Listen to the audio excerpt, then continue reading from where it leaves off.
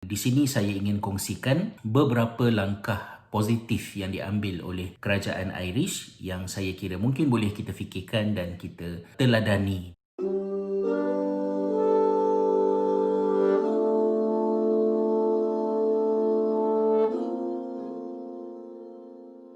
Bismillahirrahmanirrahim. Assalamualaikum warahmatullahi wabarakatuh. Salam sejahtera. Terima kasih sahabat-sahabat atas kesudian untuk sekali lagi memilih bersama dengan saya, Hasrizal, di dalam siaran kita pada kali ini. Apa khabar semua? Saya doakan mudah-mudahan semuanya berada dalam keadaan yang baik. Bagi kami yang berada di Ireland juga, peningkatan kes telah berlaku secara mencanak selepas perayaan Christmas dan Tahun Baru ini, termasuk juga kebimbangan tentang varian baru yang datang daripada United Kingdom, negara jiran sebelah kami kan. Merujuk kepada persekolahan anak-anak, sebelum ini sekolah telah dibuka seperti biasa daripada bulan September hingga Disember dengan mematuhi SOP yang ketat. Dalam video pada kali ini saya ingin kongsikan pengalaman persekolahan anak kami yang bersekolah rendah, sekolah menengah insya-Allah dalam vlog yang lain.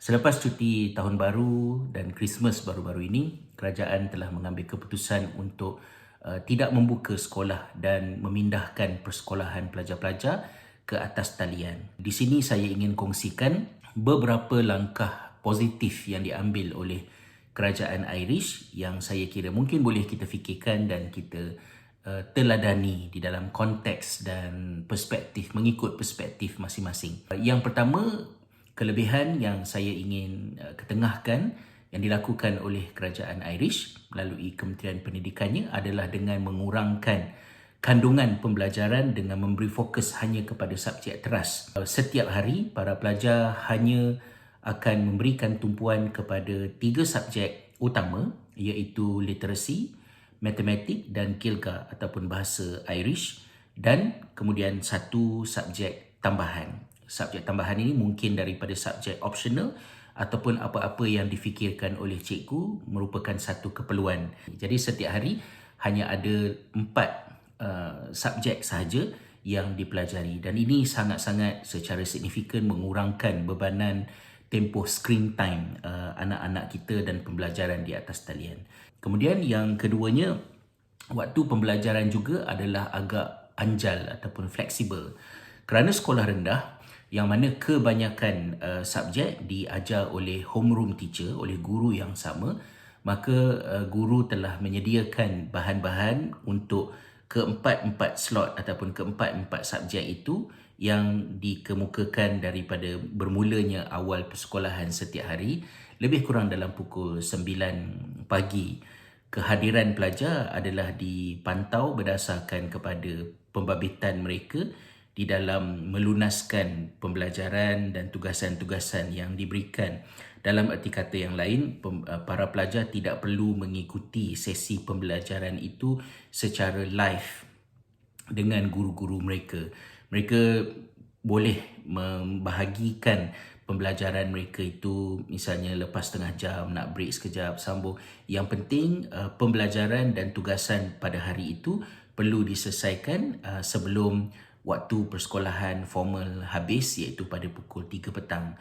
Jadi saya lihat biasanya anak saya akan duduk memulakan persekolahannya lebih kurang dalam pukul 9, 9.30 pagi dan kemudian menyelesaikannya lebih kurang dalam pukul 12 ataupun lebih kurang dalam pukul 1. Begitu.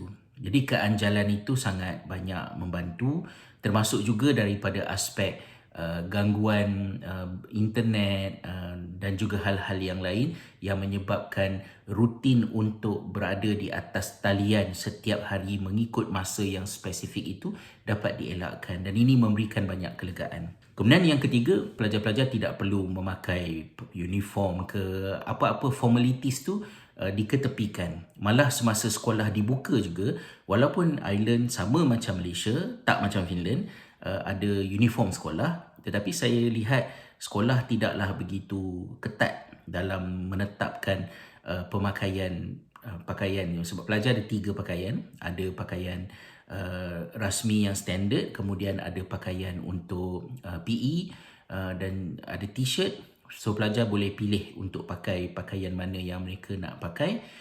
seluar pun asalkan warnanya gelap, tapi pakai track ke, pakai seluar slack ke apa, cikgu macam tak kisah sangat. Kasut pun macam mana pun tak diberatkan sangat dalam suasana pembelajaran seperti hari ini. Saya tak pasti pada waktu-waktu biasa macam mana kerana kami juga masih baru di island. Kemudian yang keempat yang ingin saya ketengahkan adalah surat perkeliling yang dikeluarkan oleh Norma Foley, iaitu Menteri Pendidikan Irish, kepada ibu bapa yang diedarkan melalui sekolah. Di dalam surat berkenaan, Norma Foley telah berkongsi dengan ibu bapa tentang bagaimanakah mereka membuat keputusan-keputusan berkaitan dengan pendidikan ini, apakah jawatankuasa yang dirujuk, apakah data yang dipakai, dan apakah concern mereka. Kemudian di dalam itu juga ada dijelaskan tentang peruntukan 100 juta euro yang telah diberikan kepada sekolah-sekolah pada tahun 2020 dengan saranan daripada pihak kementerian agar pihak sekolah menggunakan bajet yang disampaikan untuk menyediakan peranti, devices, bagi membolehkan pelajar-pelajar yang tidak berkemampuan mempunyai akses kepada pembelajaran di atas talian. Di dalam surat itu juga ada disebutkan bahawa kita perlu bertolak ansur dan bersabar dengan pembelajaran di atas talian ini yang memang dikenal pasti tidak seefektif pembelajaran secara bersemuka, tetapi kita berikanlah komitmen setakat yang terbaik yang kita mampu, bersabar di antara satu sama lain dan mengutamakan kesejahteraan emosi mental kita sendiri sebagai ibu bapa dan anak-anak kita. Surat itu bagi saya adalah merupakan satu maklumat yang berguna untuk mententeramkan ibu bapa untuk memahami bahawa pihak kerajaan membuat keputusan dan dasar-dasarnya secara yang penuh prihatin dan bertanggungjawab dan bukan keputusan yang dibuat secara sembrono semata-mata. Itu adalah sebahagian daripada apa yang boleh saya kongsikan, dan saya ada temu bual anak saya tentang pengalaman persekolahan beliau yang saya kongsikan di hujung video ini. So sekian, terima kasih, hingga bertemu di dalam video-video yang seterusnya.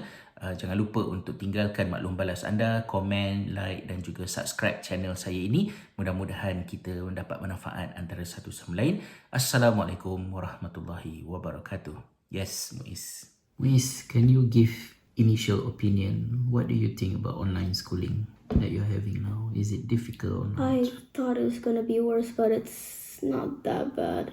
There's not that much work to do, really, actually. You got enough portion for one day? Yeah. Just nice, not too exhausting. In OIS, we got a ton of work to do, and I got like so little done. Can you accomplish on daily basis? Yeah. Good. Because I think they reduced the subjects. I think so, yeah. And you only study literacy, Gilga, and math, and one additional subject every day. What do you have today? I have literacy, which is English, and then Irish, math, and then this is not a subject, but it's like practicing to like take a good photo of your work. Oh, okay. Like study skill. Yeah. Skill too.